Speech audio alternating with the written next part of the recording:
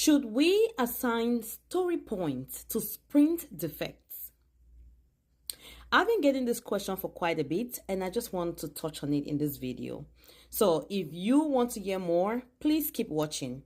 So what is even a sprint defect, right? A sprint defect is any defect that is found, maybe doing testing of that user story, that will prevent that story to get to a definition of done, right? So anything that the QA will find within the sprint that will prevent that story to get into done is a sprint defect. To answer that question, by the way, if we should point a sprint defect or not, the simple answer is no.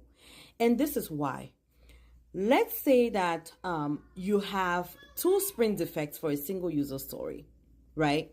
And you go ahead to point those sprint defects. That tells me that at the end of the day, we're going to be inflating our actual velocity or our actual average velocity for that team. For example, if your team's average velocity was, let's say, 15, and you go through your sprints and maybe you had like 4 sprint defects, and then you went ahead to point all of those 4 sprint defects, right? Let's just say it takes your team's velocity to, like, let's give it a 20 or a 23, right? And now you want to get into your next sprint. You're planning for your next sprint. You go into your sprint planning and you pull your data, and it's showing you that, oh, your average velocity now is at 23.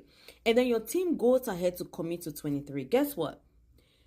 Your team will be over committing to what their actual average velocity is. And so, no, we cannot point sprint defects. That is reason number 1, right? Reason number 2 is simple. When we are actually discussing or having conversations when we're estimating this user story, we're discussing about the entirety of the efforts that it will take us to complete that user story.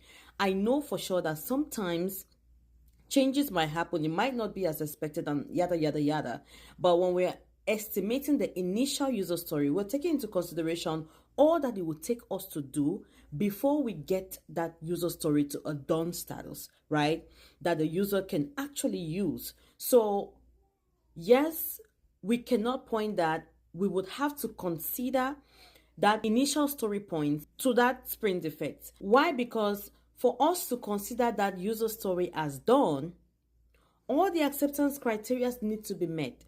QA has to do all their testing and make sure that everything passes before that user story can be considered as done. So you're not done yet, right? Technically, you're not done yet if you have sprint defects. So you cannot consider